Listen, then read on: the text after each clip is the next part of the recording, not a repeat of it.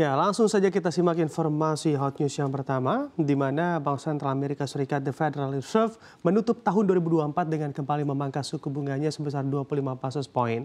Namun The Federal Reserve mengisyaratkan hanya akan memangkas suku bunganya hanya 2 kali saja di tahun depan. The Fed mengumumkan bahwa memang suku bunga acuan menjadi berada di angka 4,25 hingga 4,5%. Ini merupakan pemangkasan ketiga kalinya di tahun ini secara berturut-turut. Sebelumnya, pada pertemuan Federal Open Market Committee November lalu, The Fed telah memangkas suku bunganya sebesar 25 basis point. Dan pada FOMC September, The Fed telah membabat suku bunganya sebesar 50 basis point. Artinya di sepanjang tahun ini, The Fed telah memangkas suku bunganya sebesar 100 basis point atau dari 5,25 hingga 5,5% menjadi 4,5%. Seperti diketahui, The Fed mengerek suku bunga sebesar 525 basis point sejak Maret 2022 hingga Juli 2023, kemudian menahan suku bunga di level 5,25 hingga 5,5% pada September 2023 hingga Agustus 2024 atau lebih dari setahun sebelumnya memangkas pada September 2024. My colleagues and I remain squarely focused on achieving our dual mandate goals of maximum employment and stable prices for the benefit of the American people. The economy is strong overall and has made significant progress toward our goals over the past 2 years. The labor market has cooled from its formerly overheated state and remains solid. Inflation has moved much closer to our 2% longer run goal. We're committed to maintaining our economy's strength by supporting maximum employment and returning inflation to our 2% goal. To that end today, the Federal Open Market Committee decided to take another step in reducing the degree of policy restraint by lowering our policy interest rate by a 1/4 percentage point. We also decided to continue to reduce our securities holdings. Pasar kripto mengalami kebakaran pada pagi hari ini, Kamis 19 Desember, pasca Bank Sentral Amerika Serikat, The Fed menurunkan suku bunganya sebesar 25 basis point.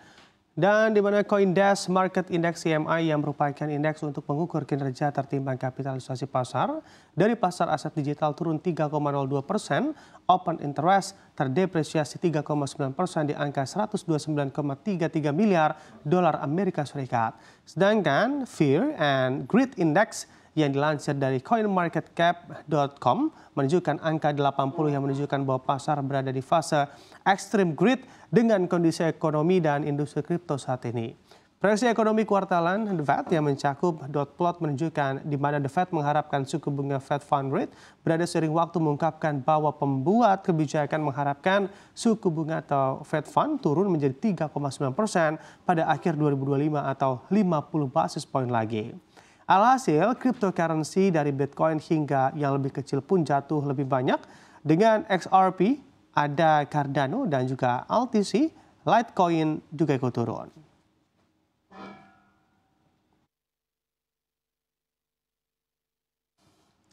Kita bergeser ke informasi selanjutnya. Petaka baru datang ke Inggris, pemerintah bahkan telah mengumumkan bantuan langsung tunai atau BLT terbesar yang belum pernah ada sebelumnya, sekitar 1 miliar pound sterling atau sekitar 20 triliun rupiah.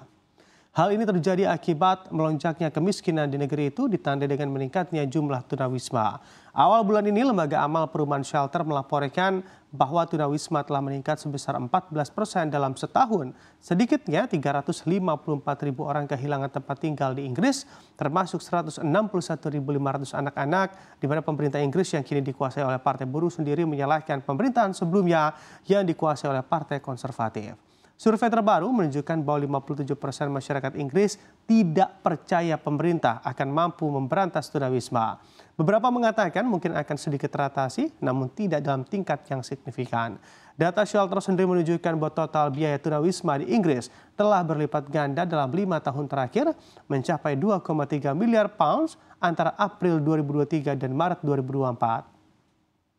Dan ini pun mencakup 1 miliar pounds yang dibelanjakan oleh Dewan untuk akomodasi sementara bagi keluarga tunawisma dan tunjangan perumahan.